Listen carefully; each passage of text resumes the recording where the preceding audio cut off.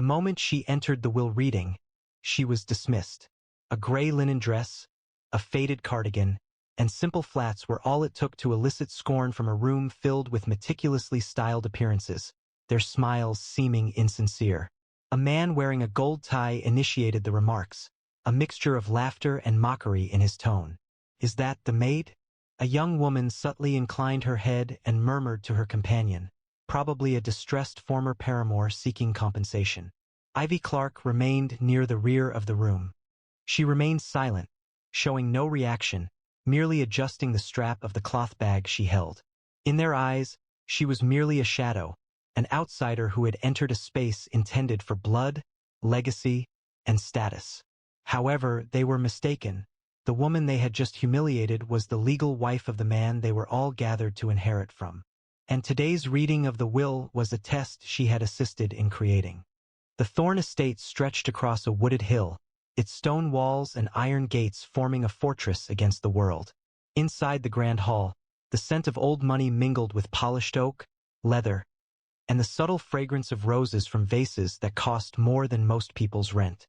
Crystal chandeliers hung like frozen waterfalls, capturing the April light and distributing it across a gathering of 42.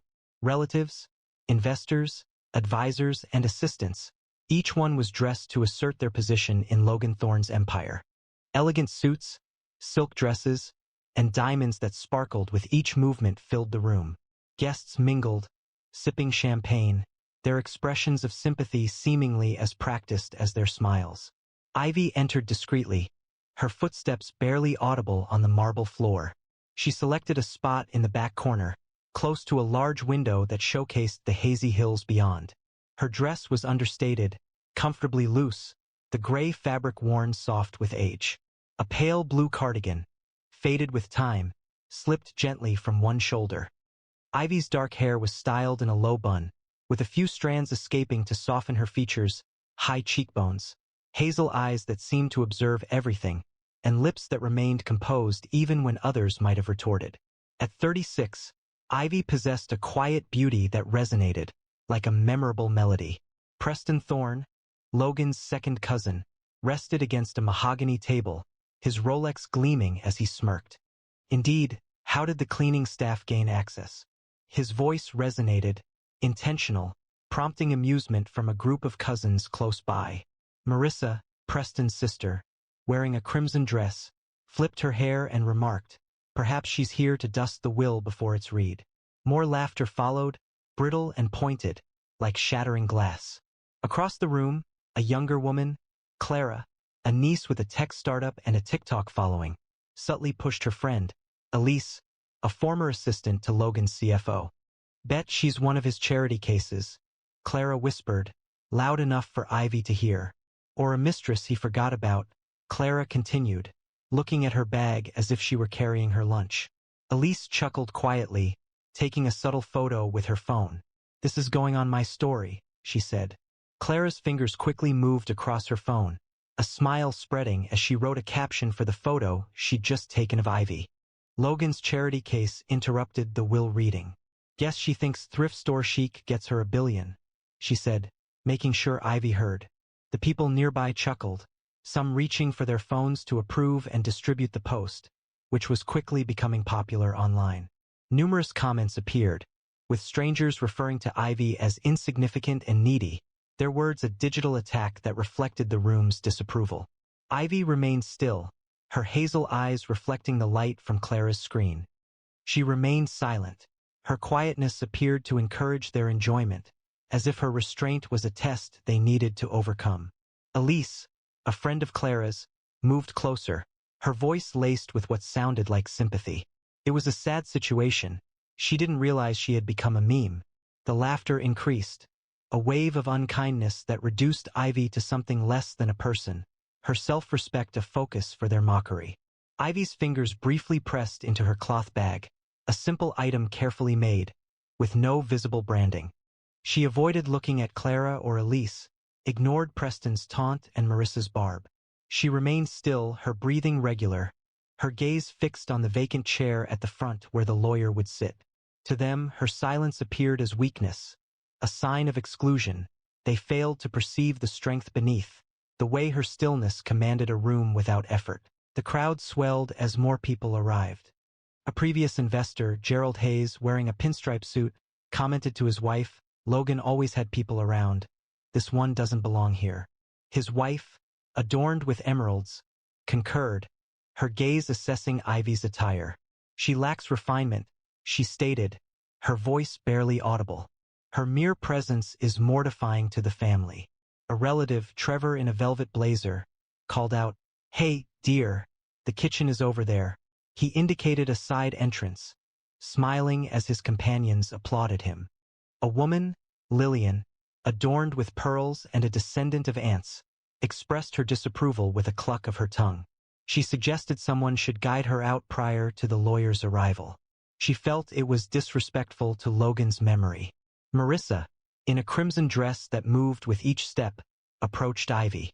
Her heels made clicking sounds like a timer winding down. She halted close to Ivy, appearing taller, and her perfume was strong. "You're in the wrong place, darling," she stated, her voice clear and audible to everyone present. She extended her arm, brushing Ivy's cardigan as if it were discarded, her nails lightly touching the material with clear disapproval. "This isn't a soup kitchen. You should leave before you cause further embarrassment." The onlookers observed, a few smiling, others murmuring, but no one intervened. Ivy's hands remained firm on her bag, yet the intrusion into her personal space felt like an offense, Marissa's proximity a deliberate warning. A relative close by whispered, "She's got some nerve staying," and the room's agreement regarding Marissa's actions was evident, their quietness sharing in Ivy's distress. Ivy remained still. Her gaze shifted quickly to the security camera in the corner, its red light blinking consistently. She was aware it was active, transmitting to a secure server only 2 individuals could view. One was her, the other wasn't present. Not yet. As Grayson began to read, Trevor quietly moved behind Ivy, the fabric of his velvet blazer softly contacting the wall as he murmured to his companions, "Observe this." He retrieved a cocktail napkin from a table close by, wrote charity case with a Sharpie, and discreetly placed it in Ivy's bag while she was unaware. The room observed, quiet amusement rippling through the space as individuals indicated the note, its prominent letters marking Ivy. Clara took another photograph, struggling to contain her laughter, while Elise murmured, "She's a walking joke now." Ivy remained oblivious, her attention on Grayson, but the crowd's excitement was palpable, their amusement a painful blow to her sense of self. Trevor relaxed against his chair, smiling, as Lillian commented, "She deserves it for appearing like that." The prank was not only unkind, but also a performance, intended to make Ivy appear foolish for simply being present among them. The lawyer, Arthur Grayson, arrived promptly at 10 a.m. Dressed in a gray suit, his briefcase felt substantial with its contents. He appeared to be in his 60s, his face marked by years of managing wealth and conflicts. A stillness fell over the room as he placed his briefcase on the table, opened it, and retrieved a single, sealed envelope. There was no unnecessary display or introduction.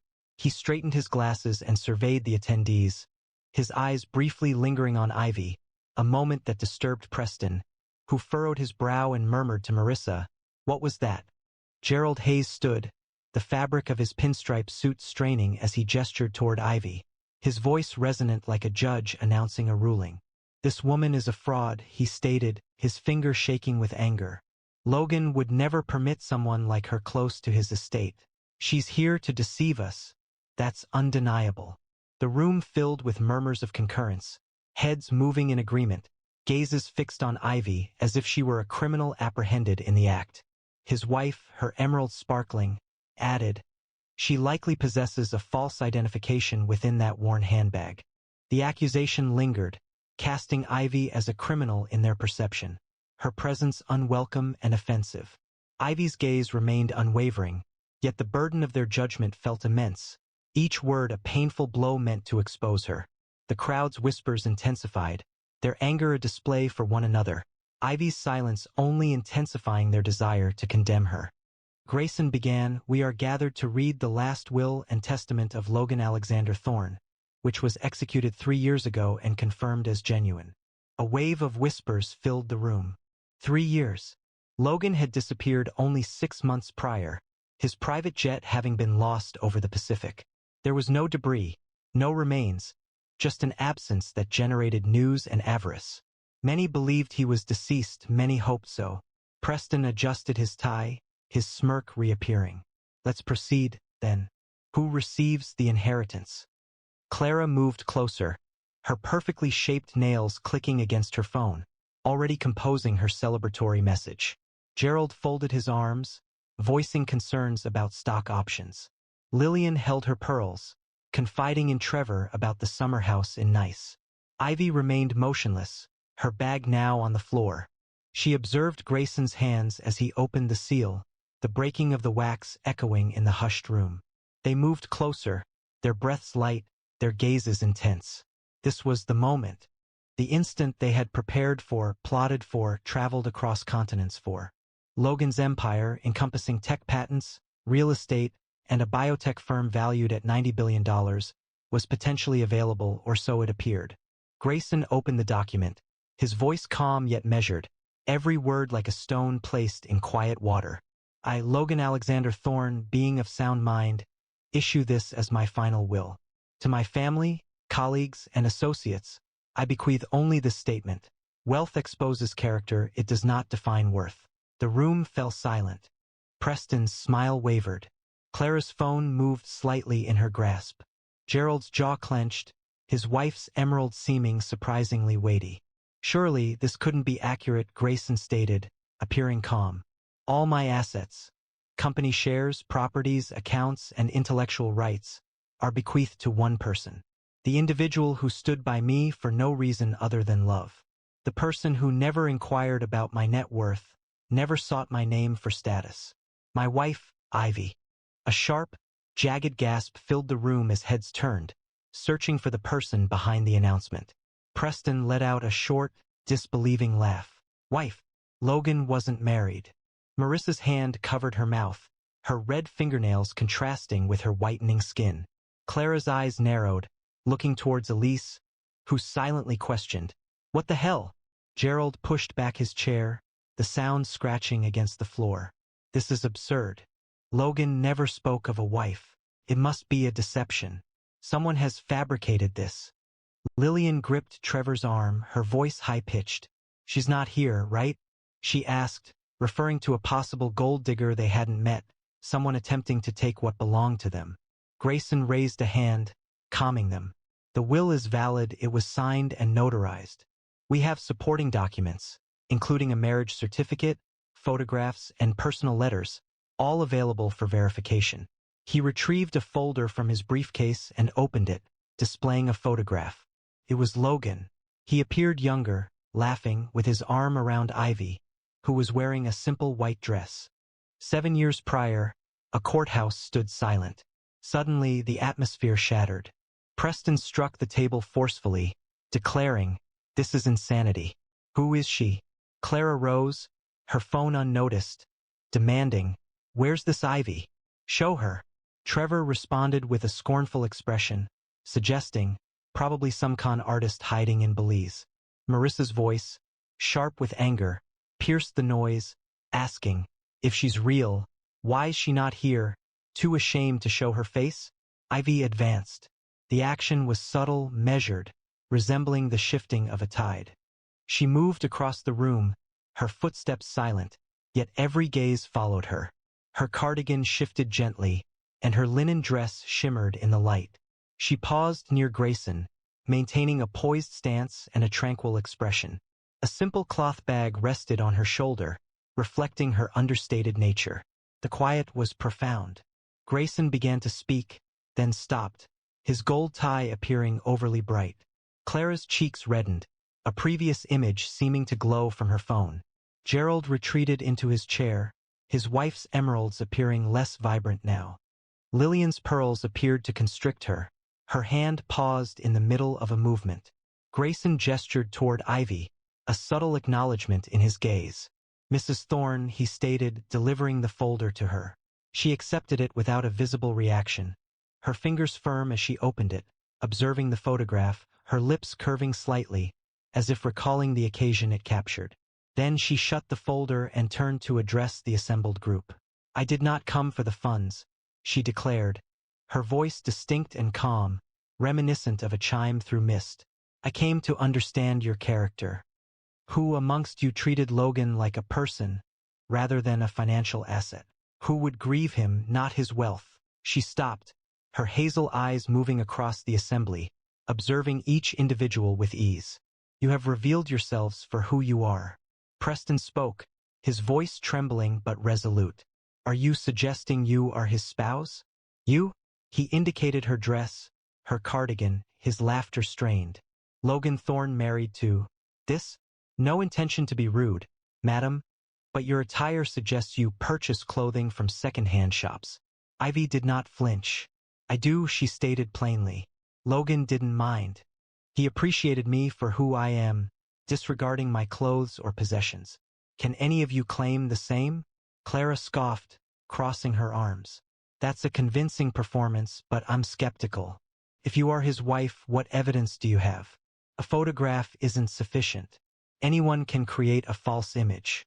Sounds of concurrence spread through the room, encouraging those present. Gerald affirmed, his voice prominent again. "She's correct. We require further validation. Witnesses, official papers, something tangible." Grayson reopened his briefcase, retrieving a bundle of documents. A marriage license, dated 7 years ago, was signed by both parties and 2 witnesses, a nurse named Sarah Ellis and a librarian, Michael Reed. There were personal letters from Logan to Ivy, handwritten, and verified through forensic analysis. Bank records demonstrated joint accounts maintained privately at Logan's request. He paused, retrieving a small USB drive. The drive contained video footage from their wedding. He inserted the drive into a laptop on the table, and a screen on the wall flickered to life. A hush fell over the room as a blurred video appeared on the screen. Courthouse steps, Logan in a plain suit, Ivy in a white dress, both of them smiling as they shared a kiss. Sarah and Michael stood close, applauding. The timestamp aligned with the marriage certificate. The resistance in the room dissipated, faces losing color, eyes shifting to Ivy, who observed the footage with a subdued pain in her expression. Marissa rose to her feet, her voice shaking with anger. "This is a fabrication. You orchestrated this, correct? Intending to, what, make us appear unfavorable. You're insignificant. Logan would never choose someone like you." Her words caused pain, yet Ivy's expression remained unchanged. She allowed Marissa's anger to linger without a reply. Then she spoke, her voice now icier, with a precision that could wound. "You are correct about one aspect. This was orchestrated, not to deceive you, but to evaluate you. To determine if any of you were concerned enough to inquire about my identity before you ridiculed me. To see if you would respect Logan's legacy, or simply grasp for his fortune." She advanced towards the assembled group, her aura dominating the space. "You have failed. Every single one of you." Trevor chuckled, now visibly anxious. "Test? Is this some kind of game show? Surely you can't be serious." But his voice faltered as Ivy's gaze locked onto his, unwavering and resolute. She retrieved a small remote from her bag. "Logan is not dead," she stated, choosing her words with precision. "He is alive, and he has been observing you throughout this entire period." She activated the remote, and a monitor on the wall sprang to life. Within a room, shadowed and quiet, Logan Thorne was seated. Aged 42, possessing a lean build and dark hair touched with gray, his blue eyes remained keen. He reclined in a chair, his demeanor composed yet firm, reminiscent of a judge assessing individuals. A camera feed displayed a live connection with a timestamp visible.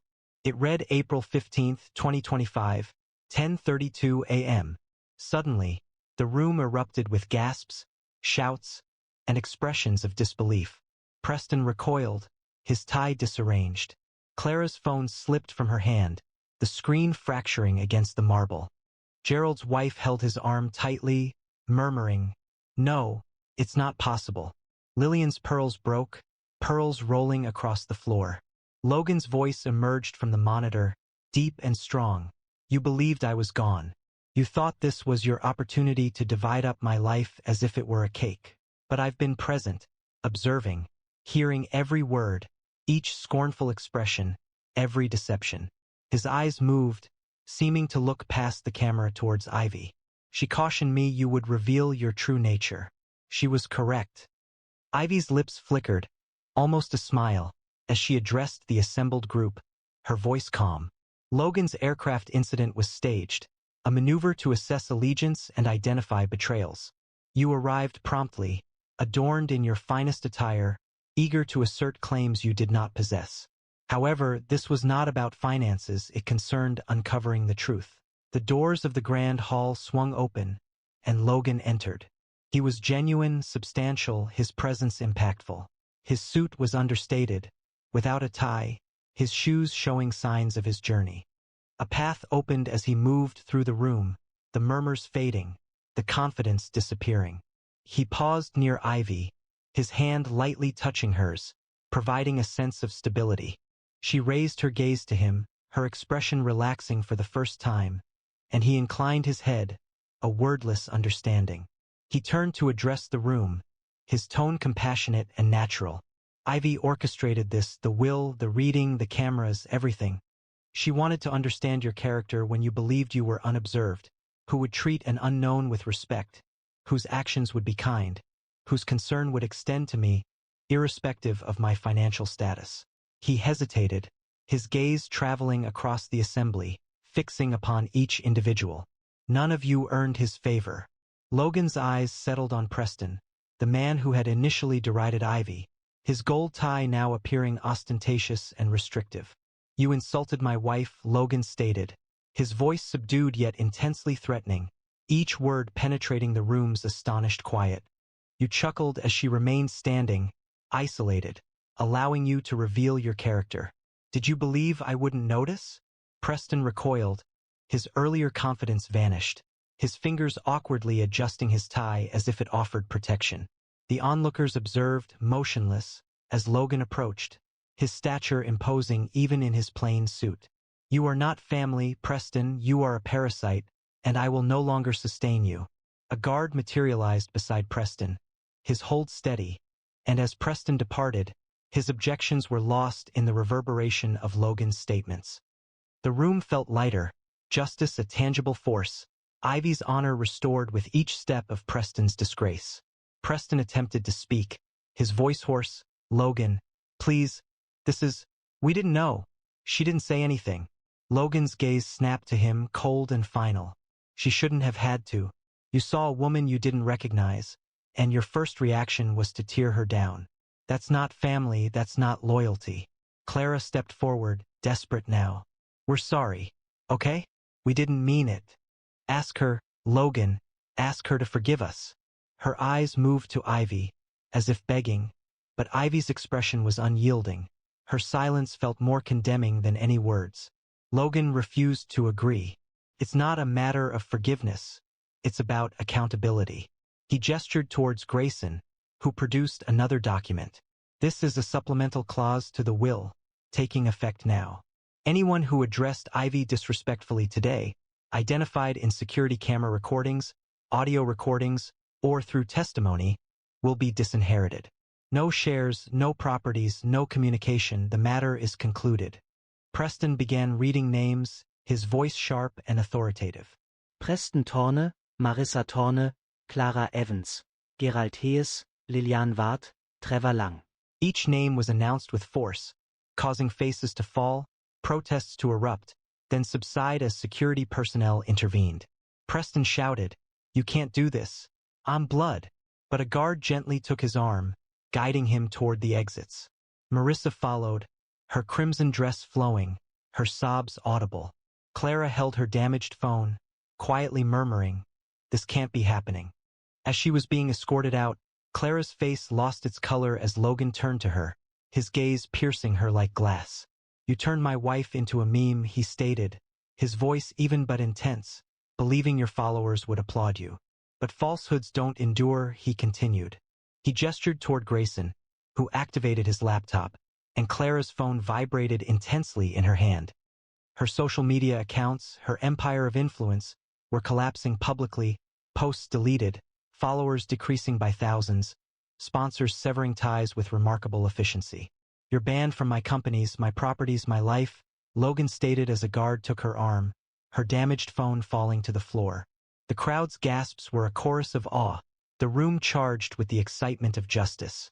Ivy stood beside Logan, her silence holding weight as Clara's digital influence weakened, her past mistreatment of Ivy now contributing to her downfall. Gerald's wife attempted to protest, her jewels sparkling, but Logan interrupted her. "You insulted my wife, and you are no longer welcome here." They departed, their heads lowered, as onlookers dispersed and guards emptied the room. Lillian's scattered pearls made a brittle sound beneath the footsteps, a suitable conclusion to her arrogance. As the doors shut, just a few remained, 3 individuals who had remained quiet, who hadn't laughed or sneered. Sarah Ellis, the nurse from the wedding video, now older, her eyes filled with relief. Michael Reed, the librarian, who had nodded to Ivy upon her entry, acknowledging her discreetly. And Anna, a groundskeeper who had offered Ivy water prior to the reading, without hesitation. Logan turned to them, his voice gentler now. "You observed her, you didn't judge, that's what family signifies." He looked at Ivy, his hand finding hers again. "You were right about all of it." Ivy's gaze lingered on the empty chairs, the spilled champagne, the broken pearls. "I didn't want to be right," she said, her voice quiet but firm. "I wanted them to be better."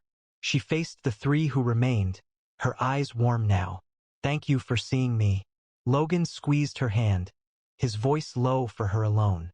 "You are more than they'll ever understand." A slight, genuine smile touched her lips as she moved closer, the fabric of her cardigan lightly against his sleeve. The room was still, the vultures having departed, the truth revealed. Ivy did not require the money, the estate, or the empire.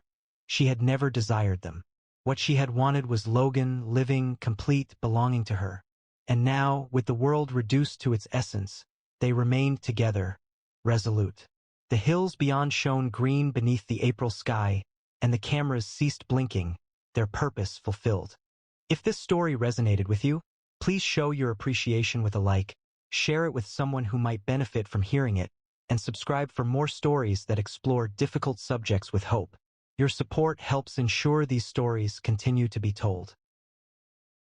She experienced ridicule, physical contact, and was expelled from the Orem Wellness Spa, solely due to her attire, a simple white dress and flats, as opposed to more elaborate jewelry and heels. Her reservation was visibly ripped before her. Derisive laughter trailed her as she exited into the snow. The following morning, her husband's private jet touched down on the mountain. This was no ordinary jet. It was the custom G800, distinguished by E-stone etched in silver. As he disembarked, those who had previously demeaned her were visibly stunned. They were completely mistaken. Snow spiraled through the sharp peaks of the Swiss Alps, coating the glass walls of the Orem Wellness Spa with glittering crystalline particles resembling diamonds. Within, the atmosphere was heavy with the aroma of eucalyptus and the sound of privileged comfort. Patrons, adorned in cashmere robes, enjoyed matcha lattes as attendants applied 24-karat gold facial masks. Ella Stone entered through the substantial doors, her white cotton dress gently swaying around her legs, her flats making no sound on the marble flooring. Her dark hair was styled in a relaxed half-updo, her face unadorned by makeup, glowing but tired from weeks immersed in floodwaters, reconstructing a village in East Africa. She carried nothing but a quiet elegance that appeared incongruous with the luxury surrounding her. The receptionist observed her closely, her lips forming a dismissive expression. "This is a luxury spa, not a donation drop-off." Laughter spread through the lounge and Ella's heart felt a pang. She hadn't come seeking their approval. She'd come for relaxation, but what followed would shake this mountaintop. The Orem Wellness Spa was a haven of privilege situated at 8,000 feet, reachable only by private helicopter or a winding road designated for the world's elite. The gathering included a distinguished assembly of royalty, CEOs, and celebrities, with attendance secured through a royal gold tier membership or a highly sought-after invitation. Ella, aged 32, appeared out of place. Her dress, understated and without visible branding, showed slight wrinkles from her luggage. Her shoes, functional and showing wear, made a subtle squeaking sound on the gleaming floor. However, her beauty, genuine and without artifice, attracted glances, though not the type she desired. She moved toward the reception desk, her hazel eyes focused, her voice gentle yet distinct. "Good afternoon," Ella said, offering a small smile. "I have a reservation under Ella Stone." The receptionist, Claire, a woman with sleek blonde hair and a diamond-studded name tag, barely looked up from her screen. Her fingers paused as she typed, and she tilted her head, assessing Ella with undisguised disdain. "A reservation?" Claire repeated, her tone sharp. "This is an exclusive spa. Reservations are for members only. Maybe you had a reservation at the lodge further down the valley?" Ella's smile remained steady, although her fingers pressed a little more firmly around the phone. "No, I'm positive it's here. I made the booking online last week. Would you mind checking again, please?" Claire let out a sigh, her carefully done nails striking the keyboard with deliberate slowness. Guests in the nearby lounge, women in designer loungewear, men with Rolexes glinting, glanced over, their whispers growing louder. A woman with a platinum bob, her face shimmering with gold flakes, leaned toward her companion. She whispered, loud enough for Ella to hear. "Looks like she walked here from a tent." Her friend, a man in a tailored blazer, chuckled, probably chasing Instagram clout. Pathetic. As Ella stood at the reception desk, a woman in a velvet robe rose from the lounge, her diamond earrings catching the light. "Excuse me," she said, her voice laced with mockery. "Is this a new charity event? Are we sponsoring refugees now?" Laughter erupted in the room, guests applauding as if she's made a joke. She moved closer, her gaze sweeping over Ella's dress with disapproval. "Honestly, darling, you're embarrassing yourself. Go back to wherever you came from." Ella's fingers gripped her phone, her face composed but her heart racing beneath their amusement. Ella felt her cheeks flush, but she maintained her gaze on Claire, ignoring the people around them. She had endured more challenging circumstances, including floods, famine, and heartbreak. This felt insignificant in comparison. However, the impact of their disapproval remained, a subtle discomfort settling beneath her composed demeanor. Claire's eyes shifted between the screen and Ella, her expression becoming stern.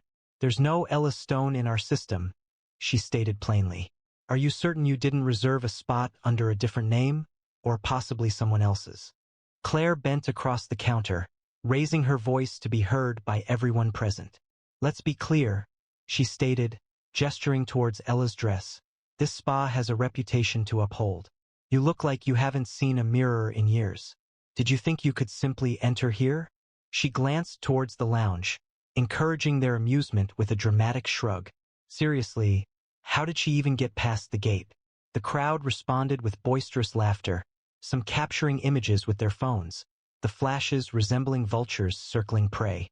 Ella remained still, her poise unwavering, but the pain of being the center of attention was intense. The suggestion lingered, a weighty accusation. Ella appeared to be an imposter, an unwelcome presence in their luxurious environment. Just as she was about to speak, a man in a tailored suit approached from the lounge. This was Victor Lang, the spa's guest relations manager, known for identifying concerns before they disturbed the atmosphere. His lips tightened into a smile that didn't reach his eyes. "Is there a problem, Claire?" Victor inquired, his voice calm yet firm. Claire indicated Ella, her tone full of derision. "This visitor states she possesses a reservation, but we have no corresponding entry. I had been detailing our membership guidelines." Victor's eyes moved over Ella, pausing on her dress, her footwear, and her unadorned hands. "I understand," he stated, joining his hands behind his back. Victor approached, his polished shoes clicking distinctly. "Let's resolve this," he said, moving around Ella as if a hunter assessing a prize. He hesitated, examining her with deliberate attention, then scoffed. "No makeup, no jewelry, no elegance. Did you believe we wouldn't see?" He indicated her flats, his voice carrying across the lounge. "Those shoes belong in a second-hand shop, not Orem. You're not just out of place, you're a slight to our guests." Laughter rose, guests concurring, their disapproval a pressing tide. Ella faced his look, unwavering, yet the atmosphere around her felt denser, tinged with their disdain. "Madam, the Orem Spa is reserved for Royal Gold Tier members, or those with private invitations. Without proper credentials, I'm afraid you don't meet our standards." "I have a confirmation email," Ella said evenly, pulling out her phone. She opened the message, displaying a booking code and payment receipt. "It's right here." Victor didn't bother looking at the screen. He waved a hand dismissively, as if swatting away an insect. "Emails can be fabricated or borrowed," he said. The system was confirmed as complete. My name was absent. A wave of quiet laughter spread through the lounge, the guests ceasing their attempts to overlook what was happening. A woman wearing a robe with fur trim remarked, perhaps she located the code on a promotional website. Her companions chuckled, their gold masks wrinkling. Ella's expression hardened, but she refrained from responding. She put away her phone, her actions measured and controlled, preserving her composure against their unkindness. "I understand," she said softly. "I will depart." "Oh, not quite," Claire stated, her voice suddenly firm. She indicated a security guard positioned close to the entrance, a large man named Rolf, who had a buzz cut and a stern expression. "We do not permit unauthorized entry," she stated. "Rolf will make sure you are directed to the exit." Rolf advanced, his boots making a heavy sound on the marble floor.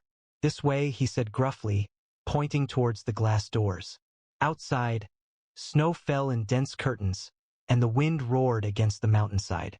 Ella paused, glancing at the confirmation email one last time.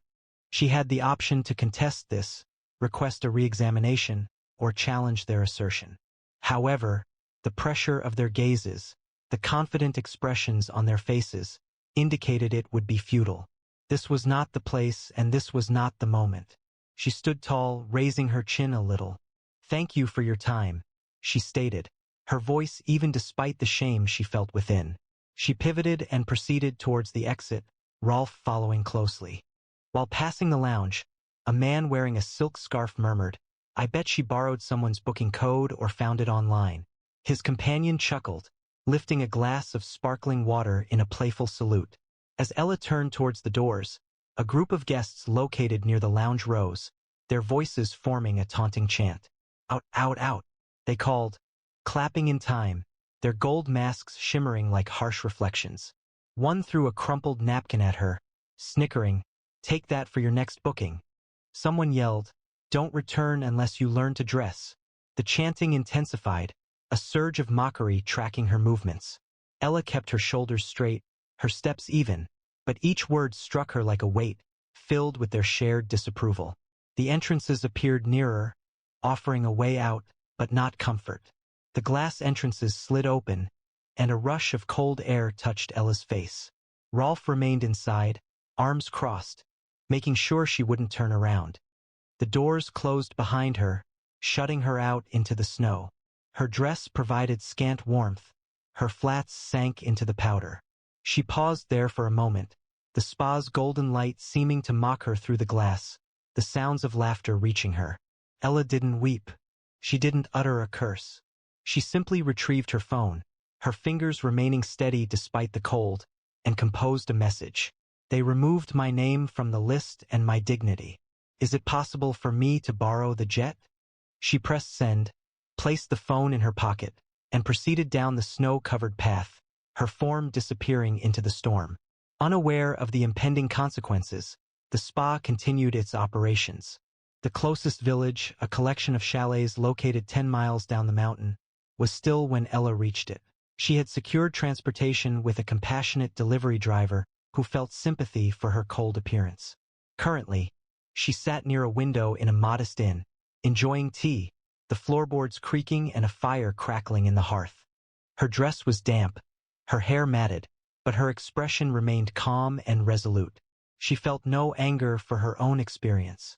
Instead, she felt anger for everyone who had ever been dismissed, judged, or discarded for not fitting an established standard.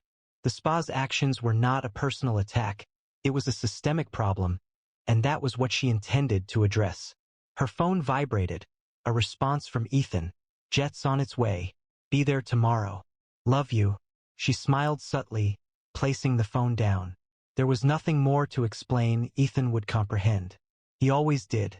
Ethan Stone was a name recognized with significance across continents. At 40, he led Stone Medical Technologies as CEO, a worldwide enterprise that transformed healthcare through AI-driven diagnostics and reasonably priced prosthetics. Forbes listed him as one of the world's top 5 billionaires, but his financial status represented only a portion of his power. His influence, subtle yet steadfast, impacted policies, provided funding for hospitals, and addressed concerns from critics. He shunned public attention, preferring his actions to convey his message. However, his actions always drew notice, and currently he was acting for Ella. They had first encountered each other 12 years prior, when Ella served as a volunteer nurse in a war-torn region, and Ethan was transporting medical supplies. Her bravery, her unwillingness to yield to disorder, captivated him. She had never been interested in his wealth, only his character. Working in tandem, they had created a life of significance, with her directing relief operations and him developing solutions to preserve lives. Their wealth served as a means, not a display of prestige, and Ella's unassuming nature was her asset, a deliberate choice to remain humble despite their billions. Returning to the spa, the morning arrived bright and clear, the snow shimmering under a faint sun, guests relaxed in warm pools, their laughter drifting through the mountain air. Claire performed her duties, her smile polished as she welcomed a prince from Dubai. Victor moved among the affluent, guaranteeing every desire was fulfilled. Rolf remained near the doors, his posture a quiet deterrent to those not belonging. At 10:03 a.m., a faint tremor disturbed the calm, causing heads to turn and eyes to narrow towards the distant view. A modern Gulfstream G800, its dark, non-reflective exterior shining, began its descent towards the private airstrip located 3 miles away. The inscription E. Stone was displayed in silver on its tail, readily identifiable to those familiar with influence. Rumors quickly rippled through the spa.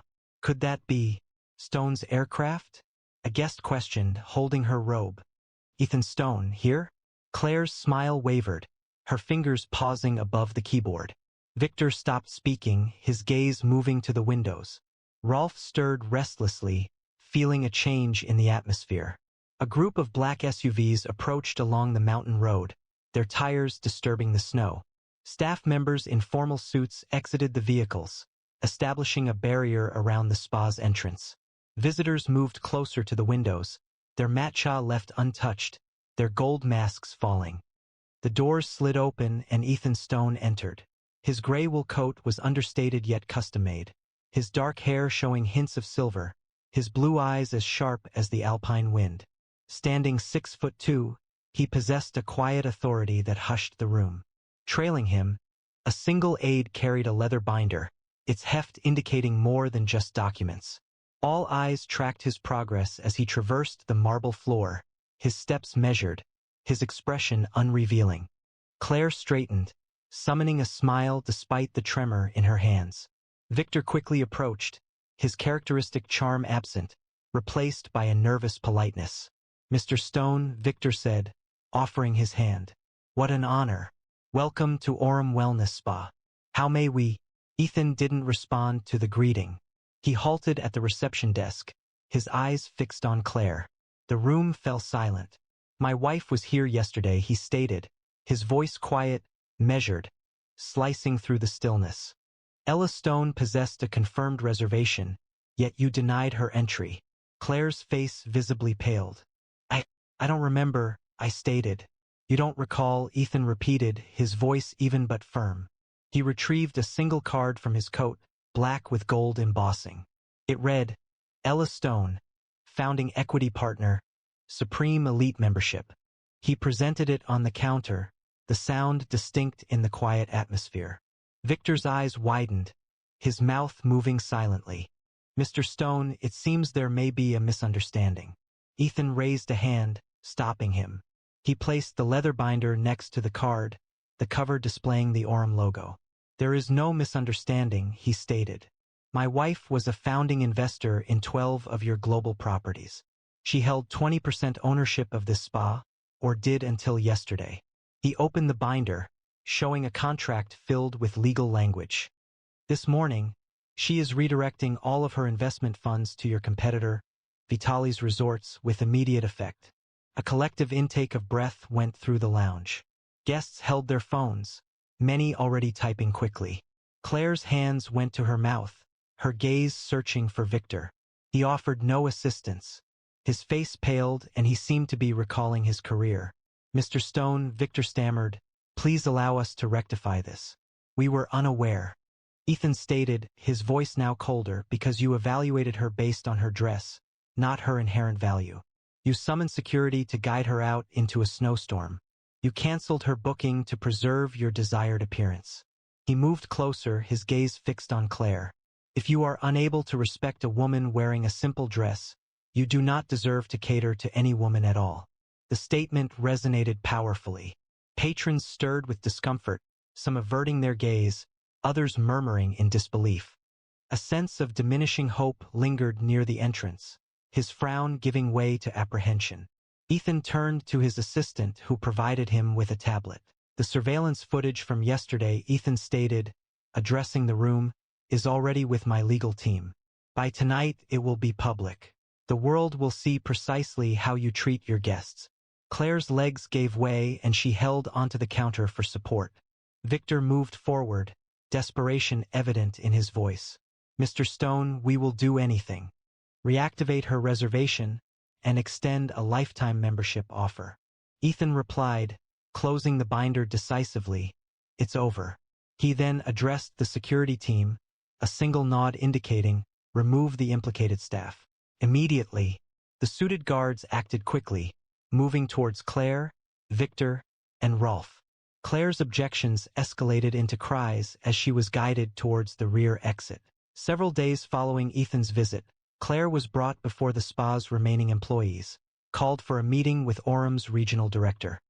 The crispness of her uniform couldn't hide the paleness of her face, nor repair her shattered confidence. The director's tone was frigid, stating, "Your actions concerning Ella Stone have damaged our brand." The termination was immediate, and she was warned, "Finding future employment will be difficult, as every spa in Europe is aware of your name." Claire received her final paycheck, her eyes filling with tears, the room filled with silence save for the sound of her resignation letter. She left to whispers, her career now in ruins, the remnants of her self-assurance gone, replaced by a harsh lesson in humility. This was her career. She wept, but no one stepped in. Victor trailed behind, his head lowered, murmuring apologies to the empty air. Rolf did not struggle, simply exited, his boots scraping the floor. Ethan spoke to the remaining staff, his voice steady and firm. "This spa's territorial license is revoked. Orum's parent company has been notified. You will close by the end of the month." A moment of shocked quiet followed. Guests looked at each other, some quietly leaving to avoid the consequences, others recording the scene surreptitiously. The spa's golden glow appeared to lessen, its exclusivity weakening because of Ethan's words. He turned to depart, pausing briefly to retrieve Ella's membership card. "She didn't require this to demonstrate her value," he stated, placing it in his pocket. "You needed it to demonstrate yours, and you did not succeed." As the doors closed behind him, the spa was plunged into turmoil. Managers rushed to contact corporate, guests requested refunds, and employees murmured about their prospects. The news disseminated rapidly, much like snowfall. By noon, Orum's scandal was trending globally, the released video inciting widespread anger on social media platforms. Critics denounced the spa's exclusivity, and Vitali's Resorts declared a new collaboration with Ella Stone, guaranteeing accessible wellness for everyone. 1 week elapsed, and Ella passed the spa's closed entrance, the glass doors now secured, the marble floor appearing somber. Snow accumulated against the walls, concealing the previously prominent Orum logo. The white dress remained, though now paired with boots instead of flats, and her hair was still partially arranged upwards. Her appearance hadn't changed, yet she projected a greater intensity, as if the mountain itself were yielding to her. Ethan stood close, his coat lightly covered in snow, his arm gently touching hers. They stopped, observing the deserted building. On the nearby street corner, Claire was visible in her former Orem uniform, distributing promotional flyers for a discount massage establishment. Their eyes connected briefly with Ella's, then lowered, a blush rising on her cheeks. Ella remained silent. Words were unnecessary. Her quietness resonated more powerfully than any reprimand, her composure demonstrating her resilience. Ethan offered a wry smile, drawing nearer. Next time, I'm bringing the entire massage team to our villa, all right? Ella responded with laughter, a cheerful sound against the stillness of the mountains, and they continued their walk, departing the spa and its teachings behind. If this story resonated with you, please like it, share it with others, leave a comment, and subscribe for more content. The moment she entered the boardroom, she drew mocking looks. Her appearance, a crisp white shirt, beige wide-leg trousers, an old laptop, and a neat, half-up hairstyle, seemed to invite derision in a room dominated by Armani suits and Swiss watches, the occupants' gazes sharp and critical. Whispers arose, "Look at that outfit." Some even joked, someone must have sent the intern from the events team by mistake. They were mistaken, as the woman they had just humiliated was the spouse of the man overseeing a $100 million investment fund, and he had resolved that no money would be allocated to anyone who showed her disrespect.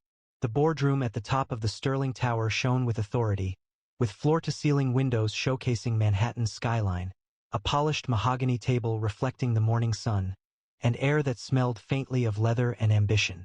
Crystalis Group, a leading force in luxury real estate, had requested architects from across the world to present proposals for their flagship project, a $2 billion eco-resort in the Maldives designed to reimagine sustainable luxury. Executives in tailored suits observed as evaluators, their cufflinks gleaming, their expressions conveying practiced indifference.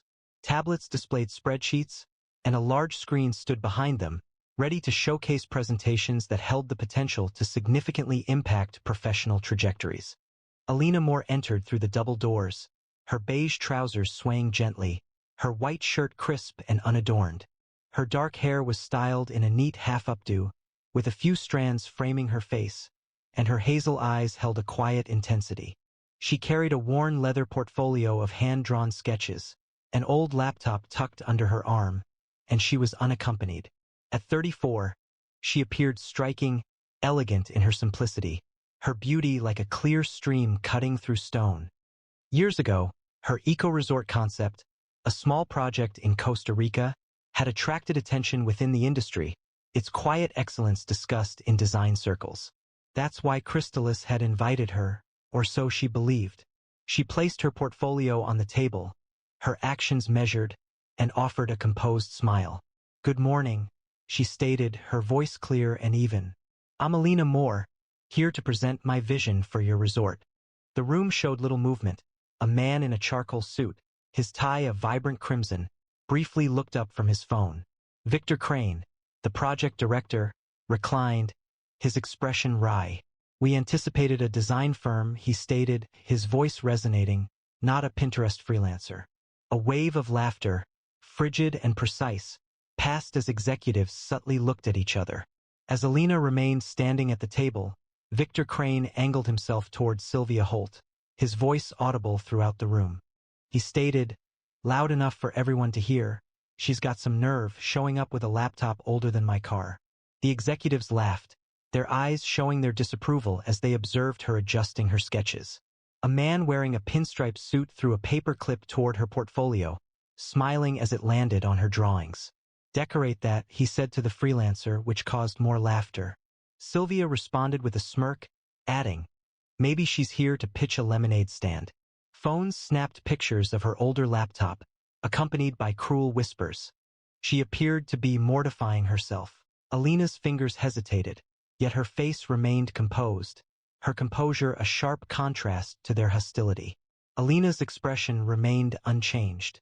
She presented her portfolio, displaying sketches filled with luminosity.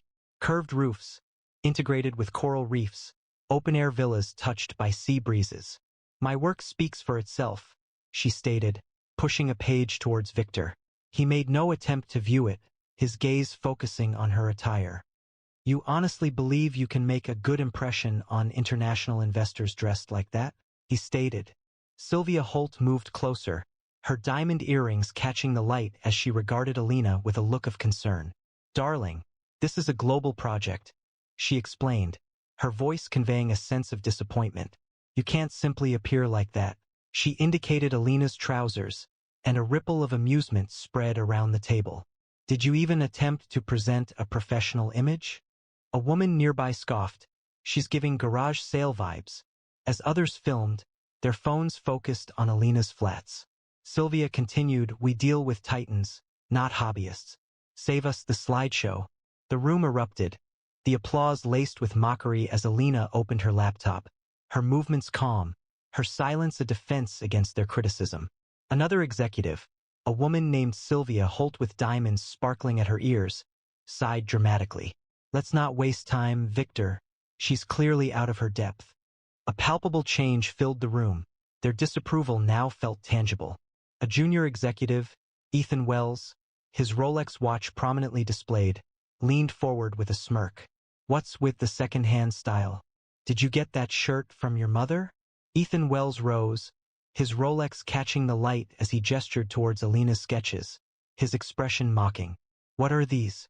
Are these illustrations from a children's book? He announced, loud enough for everyone to hear. I've seen more impressive artwork at my child's preschool.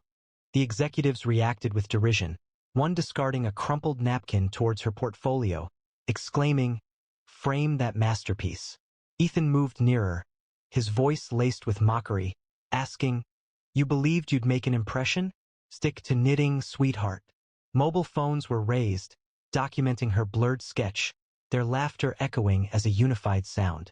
Alina's hand remained on her laptop, her expression resolute, yet the atmosphere became oppressive under their mockery, her dignity the focus of their amusement.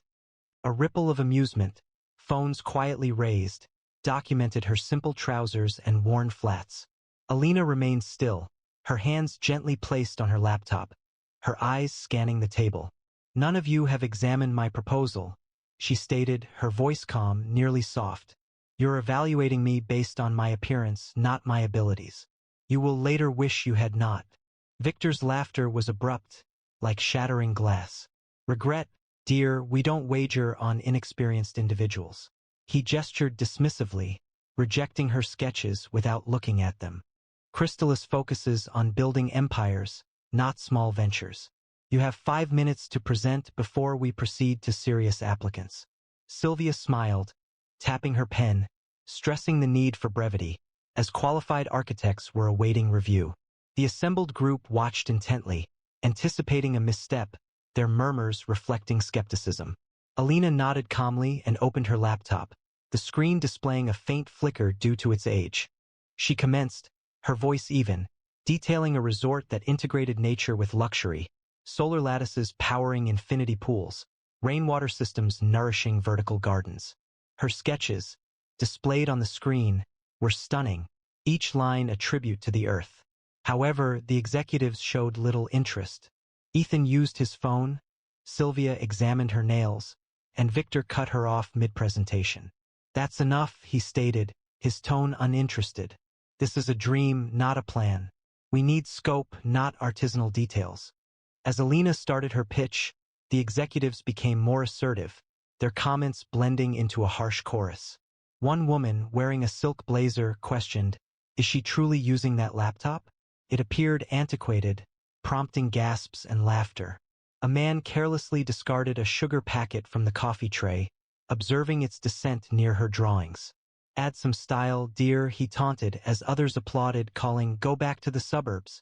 Smartphones captured everything, their cameras unforgiving, presenting Alina as naive. She continued speaking, her voice clear, but their taunts overwhelmed her, a group enjoying what they perceived as her failure.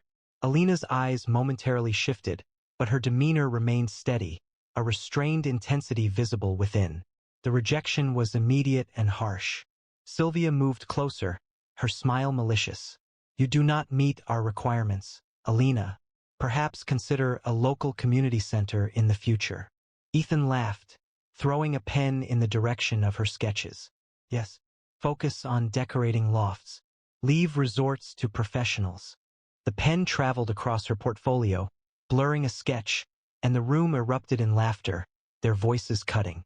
Alina shut her laptop, her actions deliberate, and collected her documents. She remained silent, showed no reaction. Her gaze met Victor's, calm yet intense, as if she could see into his thoughts. While she organized her belongings, a junior executive named Lila Chen, her suit impeccably tailored and her confidence even more so, interjected. Frankly, it takes courage to present yourself this way, she commented, her tone laced with condescension. However, courage doesn't secure deals. Presentation is key and you're falling short. Lila Chun crossed her arms, her suit crisp and her tone direct, addressing Alina as if she were a child. Look, she said, her voice carrying and precise. It's charming that you attempted this. But this is Chrysalis, not a startup incubator. You don't belong here, she gestured at Alina's shirt, which drew amused laughter. Next time, perhaps hire a stylist or engage a professional firm. A man called out or simply remain at home. His companions chuckled, one flicking a straw wrapper toward her table. Recycle that pitch, he called, and the room immediately filled with noise. Alina carefully collected her sketches, her actions deliberate. However, their unkindness lingered, their phones sharing her embarrassment. She indicated Alina's clothing, which prompted further laughter. A man positioned at the table's far end, with his tie slightly undone, exclaimed, "Wager she's here for the complimentary coffee." The room erupted in laughter. Their phones were now recording, capturing her old laptop and a sketch with smudges, portraying her as an object of ridicule. Alina rose, her portfolio held securely, and offered a quiet smile. "Thank you for your time," she said, her voice soft but resonant. She retrieved her phone, her fingers steady, and initiated the call. The room grew quieter, the occupants observing despite their attempts at nonchalance. "Honey," she said, her tone warm yet distinct, "they disapproved of my design. Perhaps I ought to present it to Novaland instead." She waited, paying attention to the response, then nodded. "All right, see you soon." The executives looked at one another, their expressions changing. Victor moved closer, his forehead creased. "Novaland," he stated, his voice sharp. "What's that supposed to mean?" Alina remained silent, her expression unchanged, as she placed her phone into her pocket. The boardroom doors opened, and a man entered, tall and impeccably dressed in a black suit tailored to perfection. His dark hair was neatly swept back, and his gray eyes surveyed the room with a predator's calm. This was Julian Sterling, the billionaire founder of Sterling Ventures, a $100 million fund capable of influencing markets with minimal effort. A palpable shift in the atmosphere signaled his arrival. Julian moved with purpose, traversing the room without a sound, disregarding the expressions of the executives. His gaze settled on Alina, briefly displaying warmth, and he halted near her, his hand lightly touching hers. The room fell silent, pens clattering to the floor, tablets left untouched. Victor's smirk disappeared, his complexion losing color. Sylvia's diamonds appeared lackluster, her assurance faltering. Julian's phone fell from his grasp, striking the table with a sharp sound. Julian addressed the room, his voice low and resonant, like a storm.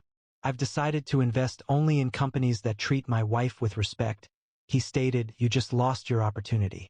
A heavy silence fell over the room, followed by a sudden uproar.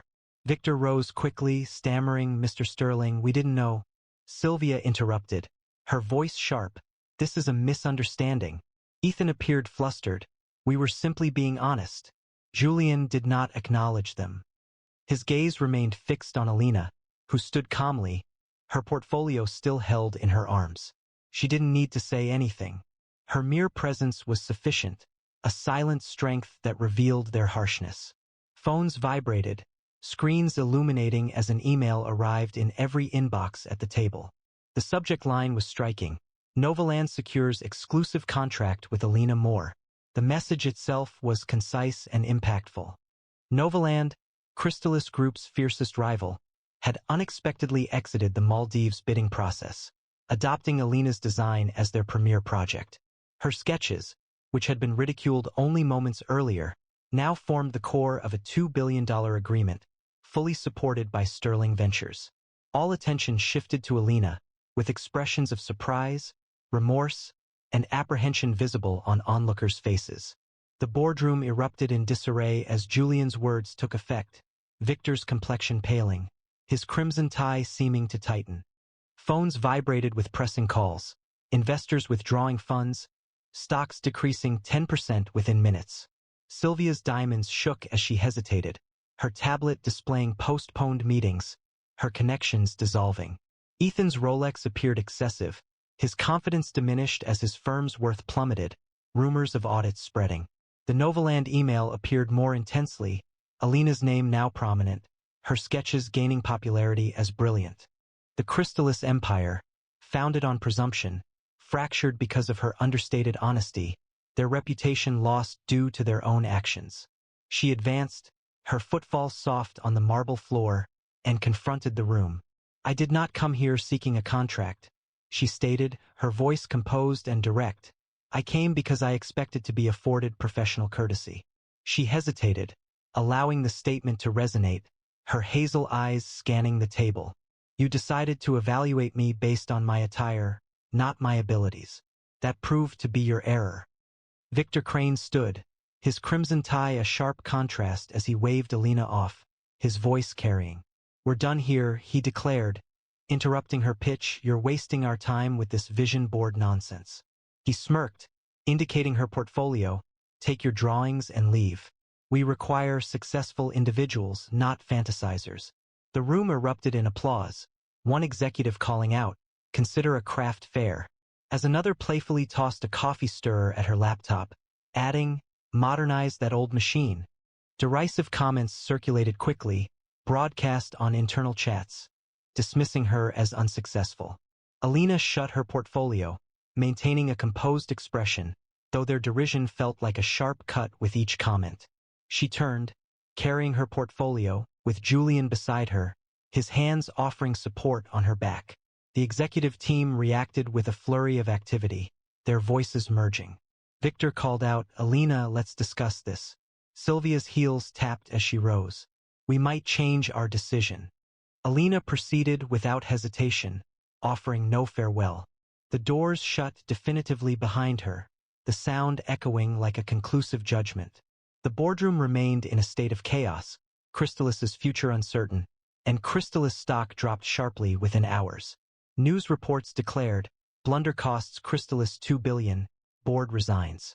As evening arrived, the executives confronted the consequences. Victor was removed from his position by the board, his reputation tarnished within real estate circles, his confident expression now a fading recollection. Sylvia's firm terminated her contract, clients referencing questionable decision-making. Her diamonds were pawned by the end of the month.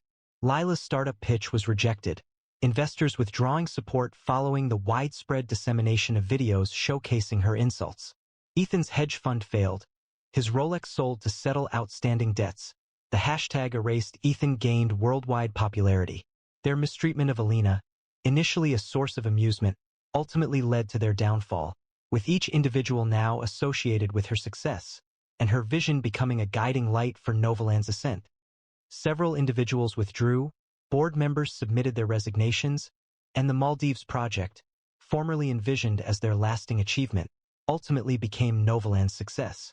Alina and Julian entered the elevator, the cityscape extending beneath them. He regarded her, his voice low. "You all right?" She returned a smile, her eyes reflecting the light, always. No further explanation was necessary. Their connection, subtle yet resolute, conveyed more than any agreement ever could. The elevator moved downwards, creating a sense of disorientation, Crystallis's descent resonating, Alina's perception growing stronger, her reality a clear and undeniable force. If this narrative evoked an emotional response, please leave a comment, and subscribe for further content.